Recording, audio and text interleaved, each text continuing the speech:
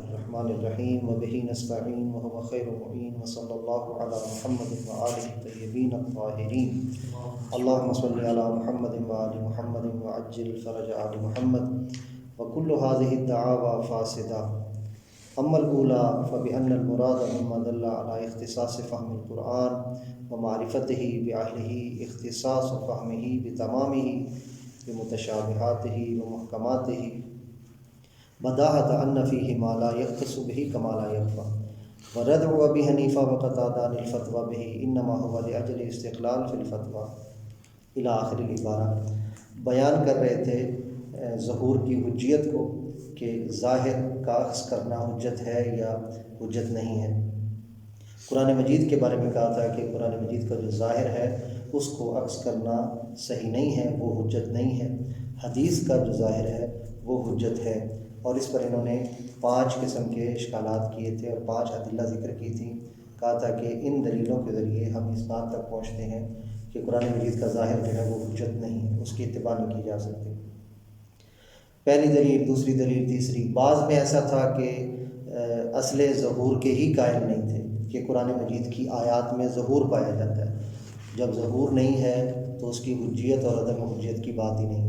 اصل حجیت ظہور کی بات نہیں، ظہور کے ہی قائل نہیں تھے. اور بعض اشکالات کے اعتبار سے ظہور کے تو قائل تھے کہ ظہور ہے لیکن وہ ظہور ہمارے لیے حجت نہیں ہے. اب ان 5 کے 5 جو دعویٰ کیے گئے ہیں ان کو ایک ایک کر کے رد کر رہے ہیں. کہا کہ سب سے پہلے آپ کا دعویٰ یہ تھا کہ قرآن مجید کا ظاہر اس اعتبار سے حجت نہیں ہے کیونکہ قرآن مجید کا فہم اور اس کی معرفت اہل معرفت اور اہل فہم کے ساتھ خاص ہے، جن سے قرآن مجید نے خطاب کیا ہے. اور جو مخاطب قرآن ہے وہی اس کی گہرائیوں کو اور اس کے مطالب کے ساتھ خاص ہے اور وہی اس کو سمجھ سکتے ہیں. اس کے علاوہ اور کوئی نہیں سمجھ سکتا اس کو. یہ بات انہوں نے سب سے پہلے بات بیان کی. تو کیا مراد ہے کہ اختصاص ہے فہم قرآن کا اور معرفت قرآن کا ان کے ساتھ کہ جو قرآن مجید کے مخاطب ہیں ان کے علاوہ کوئی نہیں ہو سکتا؟ کیا تمام کی تمام اقسام، تمام کی تمام آیات، پورا قرآن مجید جو ہے وہ اس کی معرفت حاصل کرنا اور اس کے علوم تک رسائی حاصل کرنا اور اس تک پہنچنا، یہ اہل بیت علیہ الصلوۃ والسلام اور پیغمبر اسلام یعنی مخاطبین قرآن کے ساتھ خاص ہے؟ کیا یہ مراد ہے؟ یہ مراد نہیں ہو سکتی. اگر آپ یہ کہیں کہ علی الاطلاق ممکن ہی نہیں ہے قرآن مجید کی کسی آیت کو سمجھنا، اس کا فہم حاصل کرنا ممکن نہیں ہے، تو ایسا صحیح نہیں ہے. کیونکہ قرآن مجید میں بہت ساری آیات ایسی ہیں کہ جن کا مطلب واضح ہے. مثلا جہاں کہا گیا ہے کہ حرمت علیکم المیتۃ والدم، تمہارے لیے میتہ کو حرام قرار دیا گیا ہے، خون کو حرام قرار دیا گیا ہے. اس کا مطلب کیا ہے؟ یعنی اس سے پوچھنے کی ضرورت نہیں ہے. خون حرام ہے، اسے آپ نہیں کھا سکتے، نہیں پی سکتے. میتہ مردار جو ہے وہ حرام ہے، اسے نہیں کھایا جا سکتا، وہ حرام ہے. اسی طرح مثلا جو چیزیں حرام قرار دی گئی، غیبت کو حرام قرار دیا گیا ہے، سود کو حرام. حرم الربا احل اللہ البیع وحرم الربا. یہاں اس آیت کے مفہوم کو سمجھنے کے لیے اور اس کی معرفت کے لیے کیا اہل بیت علیہ الصلوۃ والسلام ہی خاص ہیں کہ بس وہی اس کی معرفت رکھتے ہیں، اس کے علاوہ اور کوئی معرفت نہیں رکھتا؟ یہ بات صحیح نہیں ہے.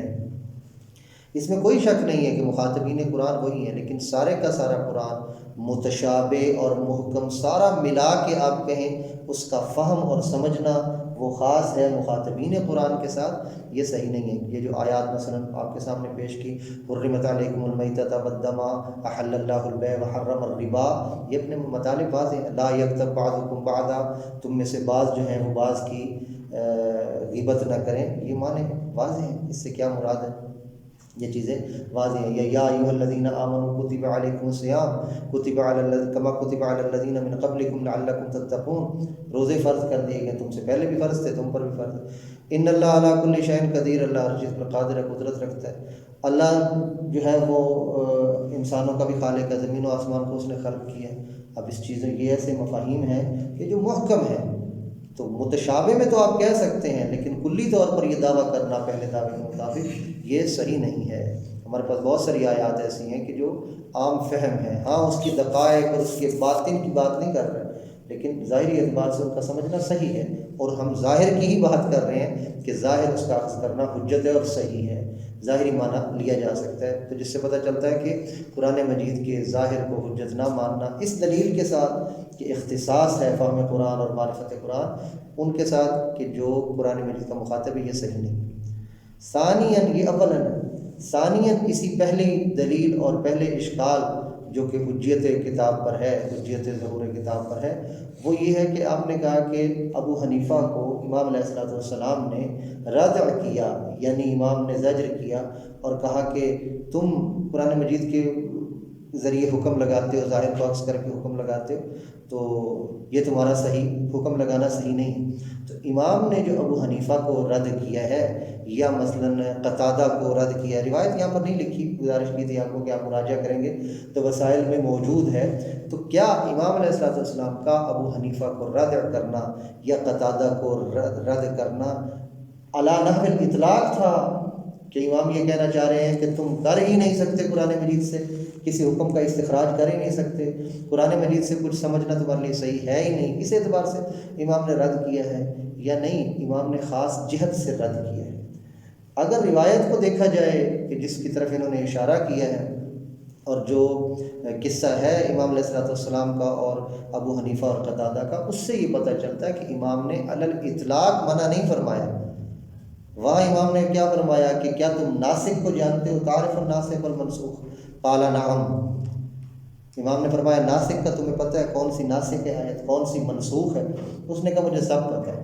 تو جب یہ کہا تو امام علیہ السلام نے، مفہوم روایت ہے، الفاظ حفظ نہیں ہے مجھے، آپ مراجعہ کر سکتے تھے، اس میں تعلیقیں میں لکھا ہوا، کہ اس کے بعد امام نے فرمایا کہ تم نے اس چیز کا دعویٰ کیا ہے کہ جس کا تجھے نہیں پتہ، ناسخ و منسوخ اور دقائق اور اس کی گہرائیوں کا تو نے دعویٰ کر دیا کہ ناسخ و منسوخ کا تجھے کیسے پتہ؟ ناسخ و منسوخ وہی جان سکتے ہیں جو مخاطبین قرآن ہیں اور جن کے پاس اس کا اصل علم موجود ہے، تم اس میں سے نہیں ہیں۔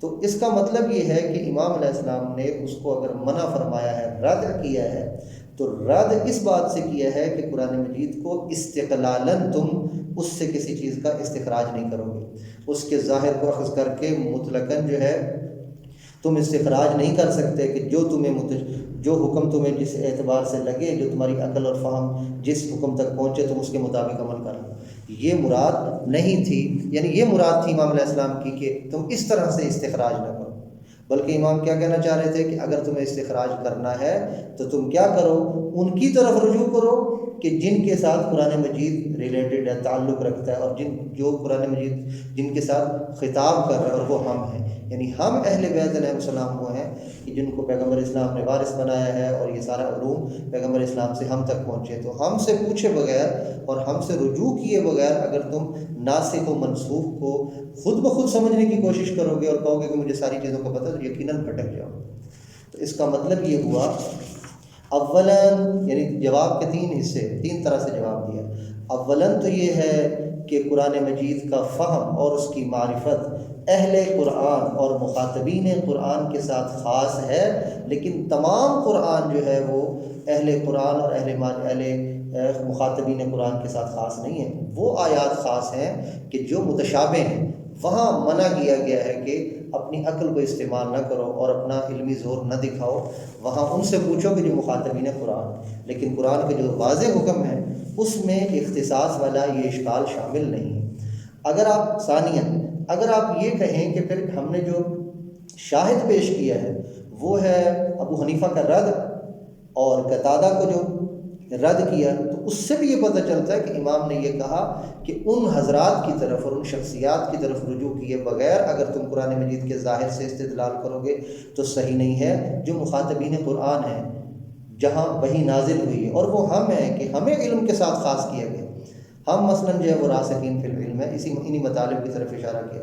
تو اس کا مطلب ہے کہ اگر امام ابو حنیفہ یا قتادہ ائمہ طاہرین علیہم السلام کی طرف رجوع کر لیں اور رجوع کرنے کے بعد کسی آیت کے مطلب سے استدلال پیش کریں تو وہ استدلال کیوں قابل قبول نہیں؟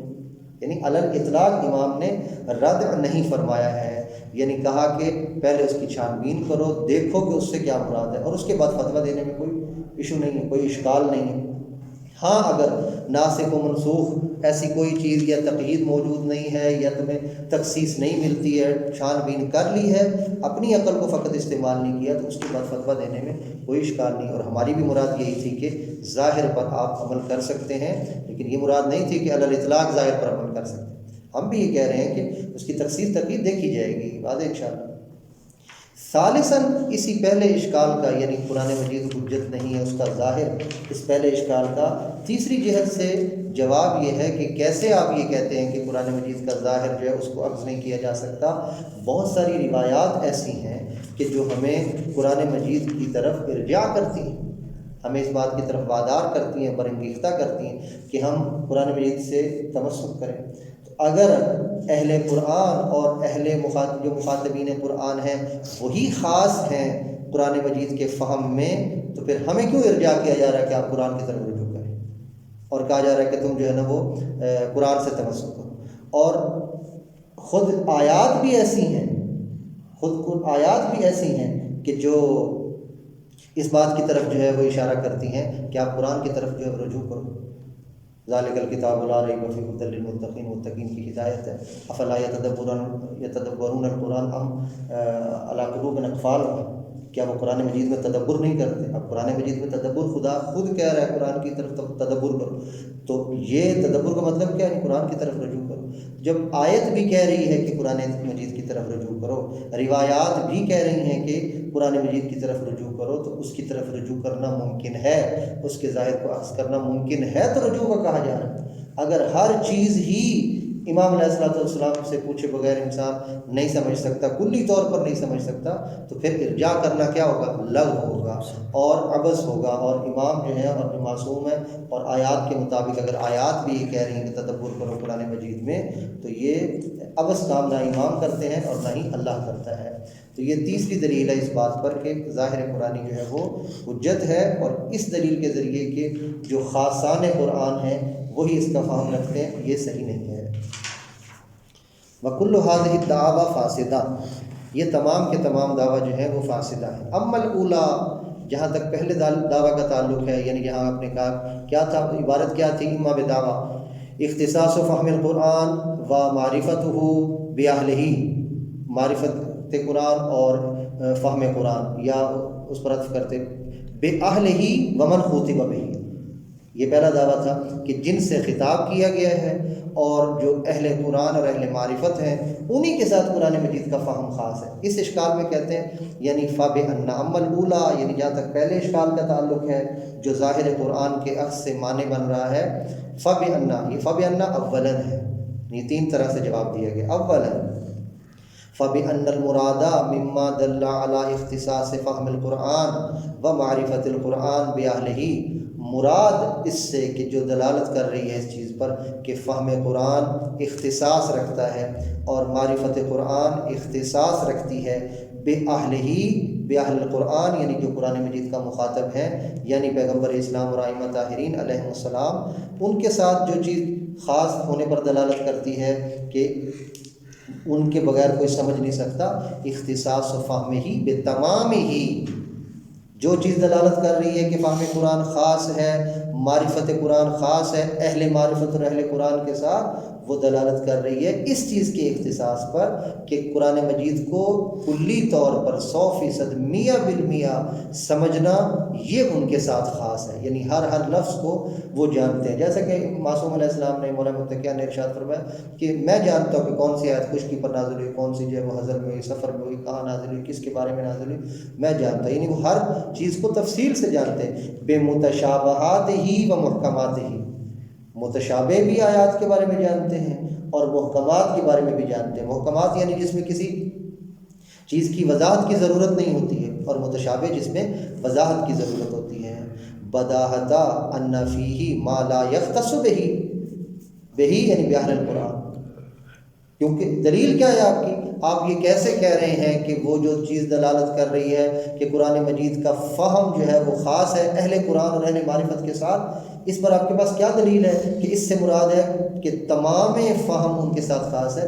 اس پر دلیل یہ ہے کہ بداہتا ان فیہ ما لا یختص بہ، کہ قرآن مجید میں ان فیہ یعنی فی القرآن، قرآن مجید میں ایسی چیز موجود ہے جو اہل قرآن کے ساتھ خاص نہیں ہے، ان کے ساتھ مختص نہیں ہے کہ ائمہ طاہرین ہی بتائیں گے، اور کسی چیز کا وقوع اس کی عدل، اس کے امکان کی عدل دلیل ہوتا ہے۔ اس کا مطلب ہے ظاہر قرآنی کو عکس کرنا ممکن ہے، ناجائز نہیں ہے، کما لا یخفیٰ۔ جیسے مثال دی حرمت علیکم المیتۃ والدم ولحم الخنزیر، خنزیر کا گوشت حرام ہے، خون حرام ہے، میتہ مردار جو ہے وہ تمہارے لیے حرام ہے۔ اس میں یہ محکم آیات، متشابہ آیات میں جو ہے ائمہ طاہرین خاص ہے، وہاں اپنی عقل کا زور، یہاں بھی عقل نہیں ہے لیکن ظاہری اعتبار سے یعنی جو اس کا معنی ہے، ظاہری مفہوم ہے وہ واضح ہے، اور ہم بھی یہی بات کر رہے ہیں کہ قرآن مجید کا ظاہر لینا، ظاہری معنی لینا صحیح ہے۔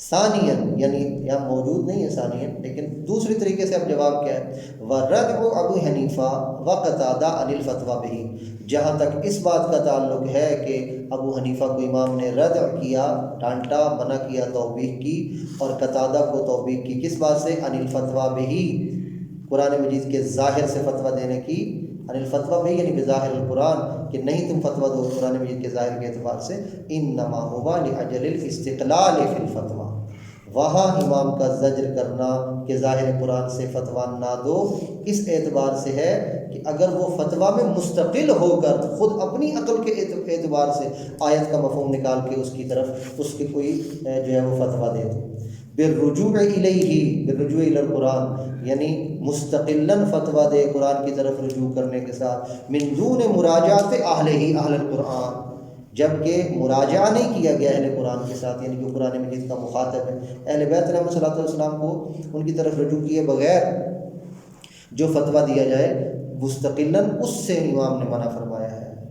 لا عن الاستدلال بظاہرہ مطلقاً، نہ یہ ہے کہ قرآن مجید کے ظاہر سے استدلال کرنے پر ہی امام نے رد کر دیا کہ ظاہری جو ہے وہ تم ظاہر قرآن سے فتویٰ نہیں دے سکتے، مطلقاً، مطلقاً سے کیا مراد ہے؟ وہ خود مراد انہوں نے لکھی ہوئی ہے، وَلَوْ مَعَ الرُّجُوعِ إِلَىٰ رِوَایَاتِهِمْ، اگرچہ ائمہ طاہرین اور جو قرآن مجید کا مخاطب ہیں اور جو اہل قرآن ہیں ان کی روایات کی طرف مراجعہ کرنے کے بعد ہی استدلال کیوں نہ ہو، یہ مراد نہیں ہے، بلکہ ائمہ طاہرین کی روایات کے ساتھ تمسک کرنے کے بعد اگر کوئی مطلب بیان کیا جا رہا ہے تو وہ مطلب صحیح ہے، ایسا نہیں، یعنی لا عن الاستدلال بظاہر مطلقاً ولو مع الرجوع الی روایاتہ والفحص عما ینافیہ، اور فحص کرنے کے بعد بھی تم فتویٰ نہیں دے سکتے، یعنی یہ مراد نہیں ہے کہ تم ظاہر قرآن کو نہیں لے سکتے روایات کی طرف مراجعہ کرنے کے بعد بھی، اور اس فحص کرنے کے بعد بھی اما ینافیہ، ینافی ظاہر القرآن، جو قرآن مجید کے ظاہر کے ساتھ منافات رکھتی ہے چیز، اس کی فحص کرنے کے بعد بھی تمہارے لیے استدلال کرنا صحیح نہیں ہے، یہ مراد نہیں ہے۔ والفتویٰ بہ مع الیاس عن الظفر بہ، اور اس بات سے یہ مراد نہیں ہے کہ فتویٰ دے ظاہر قرآن بہ یعنی بظاہر القرآن، قرآن مجید کے ظاہر کے مطابق فتویٰ دینا صحیح نہیں ہے، مع الیاس عن الظفر بہ، جبکہ تم مایوس ہو جاؤ، عن الظفر بہ، بہ یعنی بالمنافی، منافی کو تلاش کرنے اور اس پر کامیابی حاصل کرنے پر تم مایوس بھی ہو جاؤ، پھر بھی قرآن مجید کے متعلق تمہارے لیے استدلال کرنا اس کے ظاہر قرآن سے یہ صحیح نہیں ہے، یہ مراد نہیں ہے، بلکہ امام سے کی کیا مراد ہے کہ اگر مراجعہ کرو بغیر مراجعے کے نہیں۔ اب سوال یہ ہے کہ یہ کیسے پتہ چلا کہ امام کا رد کرنے کا مقصد یہ ہے، امام کے رد کرنے کا مطلب یہ، اوپر تو انہوں نے کہا نا بداہۃ ان فیہ ما لا یختص بہ، پہلے چیز کی مراد بتائی اور پھر اس کی دلیل بھی دی لفظوں میں کہ اختصاص جو ہے فہم قرآن کا وہ اہل قرآن کے ساتھ نہیں ہے، کیونکہ ہمارے سامنے موجود ہیں آیات جن کا مطلب واضح ہے اور اسی ظاہری معنی کو لیا گیا ہے اور اس کی کوئی گہرائی موجود نہیں ہے، ظاہری معنی ہی حجت ہے، ہاں اس کا باطن امام ہے، ہم ظاہر قرآن کی بات کر رہے ہیں، الفاظ کے ظاہری معنی۔ یہاں کیا دلیل ہے کہ امام علیہ الصلوۃ والسلام نے جو ہے اس کو بغیر مراجعہ کے استدلال پر رد کیا؟ یہاں ذکر کرنے کی ضرورت ہی نہیں ہے اصلا، کیونکہ اگر روایت کی طرف رجوع کریں تو وہاں امام نے کہا هل تعرف الناسخ والمنسوخ، کیا تم تعرف الناسخ والمنسوخ، کیا تم ناسخ اور منسوخ کو جانتے ہو؟ تو اس نے کہا جی ہاں مجھے پتہ ہے، تو پھر امام نے فرمایا کہ تم نے بہت بڑی چیز کا دعویٰ کر دیا، یہ چیزیں ہمارے ساتھ خاص ہیں، تم کہاں ان چیزوں کو جانتے ہو؟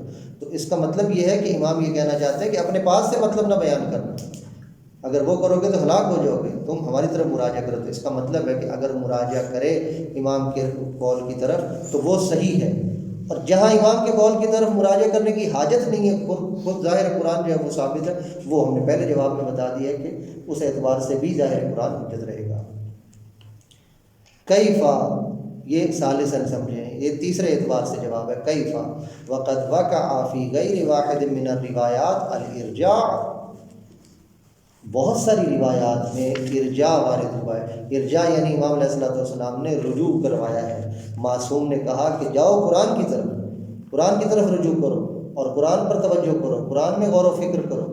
بہت ساری روایات میں ارجاع الی القرآن ہے، الی الکتاب، قرآن مجید سے صرف ارجاع کیا گیا۔ تو اگر قرآن مجید کے تمام مطالب سوائے اہل بیت کے کوئی نہیں جانتا تو پھر ہمیں کس بات کی طرف ارجاع کروایا جائے؟ کہا قرآن مجید پڑھو، غیبت تمہارے لیے حرام قرار دی گئی ہے، زنا تمہارے لیے حرام قرار دیا گیا ہے، مائیں تمہارے لیے حرام قرار دی گئی ہیں، بہنیں، بیٹیاں، پھوپھیاں، بھتیجیاں، بھانجیاں، یہ سارے رزق کی چیزیں واضح ہیں، اس میں کسی قسم کی یعنی وہ ظاہر قرآن سے آپ سمجھ جائیں۔ والاستدلال بغیر واحد من الآیات، نہ صرف روایات ہیں بلکہ آیات بھی بہت ساری ہیں کہ جو قرآن مجید کی طرف، اس کے ظاہر کی طرف رجوع کرنے کا کہتی ہیں۔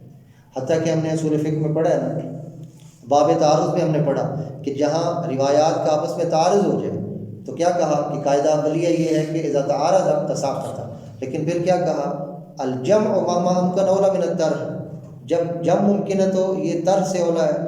ہر لحاظ سے ہی دونوں آپس میں ٹکرانے والی روایتیں جو ہیں وہ برابر ہیں، اور مرجحات تفسیر کی طرف نہیں جاتی کہ ایک میں اگر کوئی ایسا مرجح پایا جاتا ہے کہ جس کی وجہ سے وہ دوسری سے مقدم ہو سکتی ہے، جبکہ ہر چیز میں حجیت کے اعتبار سے وہ برابر ہے، حجیت کے اعتبار سے وہ برابر ہے، جیسے کہ ہم نے پڑھا ہے وہاں پر، کیونکہ اگر حجیت کے اعتبار سے برابر نہ ہو تو ان میں تعارض ہی نہیں ہوتا۔ اگر وہ ہر چیز سے برابر ہے تو پھر کیا کہا تھا، جو موافق قرآن ہو اسے لے لو اور جو مخالف قرآن اس کو ترک کرو۔ اس کا مطلب یہ ہے کہ موافق قرآن کا ہمیں پتہ ہوگا تو ہم اس کے مطابق لیں گے، اور یہی ظاہر قرآن کو لینے کی بات ہے۔ لہذا وہاں پر جہاں مرجحات میں قرآن مجید کی طرف رجوع کرنے کا ہم کہتے ہیں کہ موافق قرآن کو لیں گے، مخالف قرآن کو ترک کر دیں گے، یہی ظاہر قرآن کو اخذ کرنے کا مطلب ہے۔ تو تین طرح سے یہ جواب دیے گئے ہیں۔ وَأَمَّا الثَّانِيَةُ، دوسرا اشکال آپ نے کیا کیا تھا؟ دوسرا اشکال یہ کیا تھا کہ قرآن مجید کے جو مطالب ہیں، جو معانی اور مفاہیم ہیں، وہ غامضہ، عالیہ، شامخہ ہیں، وہ بلند مفاہیم اور معانی ہیں، ان تک ہماری رسائی نہیں ہو سکتی، ہمارے ہاتھ ان تک نہیں پہنچ سکتے۔ ہم تو علماء کی، متقدمین علماء کی کلام کی تشریح کرنے میں پھنس جاتے ہیں۔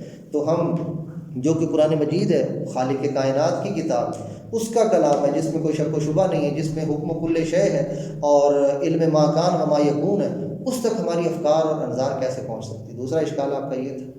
تو اس کے جواب میں انہوں نے تقریباً وہی جواب دیا جو پہلے، یعنی 3 اجزاء بنا کر پہلے اشکال کا جواب دیا۔ انہوں نے کہا صحیح ہے، مفاہیم اور مضامین اس کے عالی ہیں، غامض ہیں، یعنی اس کی جو ہے اس کے اندر غموض پائے جاتے ہیں، رموز اور دقائق پائے جاتے ہیں، لیکن یہ چیزیں جو ہیں یہ ظاہر قرآن مجید اور ظاہر کتاب کو اخذ کرنے سے مانے نہیں ہیں۔ کیوں مانے نہیں ہیں؟ اس لیے کہ تمام کے تمام جو احکام ہیں وہ غموض اور رموز اور وہ عالی اس اعتبار سے ہوں کہ ان کا ظاہر بھی اخذ نہ کیا جا سکے اور اس سے کچھ نہ سمجھا جا سکے، ایسا نہیں ہے۔ کچھ آیات ایسی ابھی ہم نے آپ کی خدمت میں عرض کیا کہ حرمت علیکم المیتۃ والدم ولحم الخنزیر، یہ ساری چیزیں، ولحم الخنزیر، یہ جو چیزیں ہیں، یہ مطالب اس کے مفاہیم اور معانی جو ہیں یہ ایسے نہیں ہیں کہ آپ اس کے ظاہر کو اخذ نہ کر سکیں۔ وہ آیات جو احکام کو متضمن ہیں، خواتین کے احکام ہیں، خواتین کے ساتھ جو ہے وہ نکاح کے احکام ہیں، کون سی خواتین حرام ہیں، کون سی خواتین جو ہے وہ حرام نہیں ہیں، کون سی حلال قرار دی گئی، یہ آیات واضح ہیں، ان کے مفاہیم انسان سمجھتا ہے۔ تو ایسا نہیں ہے کہ تمام کے تمام قرآن مجید کے سارے مفاہیم اس کے عالی متعالی ہیں، لیکن اس حد تک نہیں ہے کہ آپ کہیں کہ کوئی بھی آیت ایسی نہیں ہے کہ جس سے ہم جو ہے وہ تمسک نہیں کر سکتے۔ اور اس سے یہ مراد بھی نہیں ہے کہ چند آیات ہیں جن کا ہم جو ہے وہ جن کا ظاہر ہم سمجھ سکتے ہیں اور اس کو عکس کر سکتے ہیں، لہذا ہمارا مطلوب ثابت ہو گیا۔ 1-2 آیتیں نہیں ہیں، بہت ساری آیات، احکام کی آیات، حج کی آیات، روزے کی آیات، اسی طرح جو ہے وہ نماز کی آیات، اس کا ظاہری معنی لینا صحیح ہے، اور ہم ظاہر کو ہی حجت کہہ رہے ہیں کہ ظہور کو اخذ کرنا جو ہے وہ حجت ہے، ہماری جو ہے وہ کلام اسی میں ہے۔ وَأَمَّا الثَّانِيَةُ، جہاں تک دوسرے اشکال کا تعلق ہے فَلِأَنَّ، یعنی وہ بھی معنی نہیں ہے اس چیز سے کہ ہم قرآن مجید کے ظاہر کو عکس کریں. فَلِأَنَّ احتواءَهُ یعنی اشتمالہ، قرآن مجید کا اشتمال علی المضامین العالیہ الغامضہ، ایسے مضامین پر اس کا اشتمال اور مشتمل ہونا کہ جو عالی ہیں اور غامض ہیں، غامض یعنی جن میں غموض اور دقائق پائے جاتے ہیں. لا یمنا ہوا یعنی احتواء، اس کا یہ شمول اور اشتمال مضامین عالیہ اور غامضہ پر یہ معنی نہیں ہوتا عن فہم ظواہرہ، قرآن مجید کے ظواہر کو سمجھنے سے، وحجیتہا اور ظواہر کی حجیت سے. کون سے قرآن مجید کا ظاہر اور کون سے ظواہر حجت؟ المتضمنہ للاحکام، وہ آیات جو آیات احکام ہیں، آیات احکام واضح ہیں. کما هو المحل الکلام، جیسے کہ ہمارا محل کلام بھی ہم قرآن مجید کے ذریعے استدلال کرنا چاہتے ہیں تو ظاہر قرآن کو لینا کوئی مسئلہ نہیں ہے. جو احکام کی آیات جو متضمن ہیں جن کو، وہ ہمارے لیے حجت ہیں. اما الثالثہ انشاءاللہ جو ہے وہ کل پڑھیں گے. صلی اللہ علی محمد و آلہ الطیبین.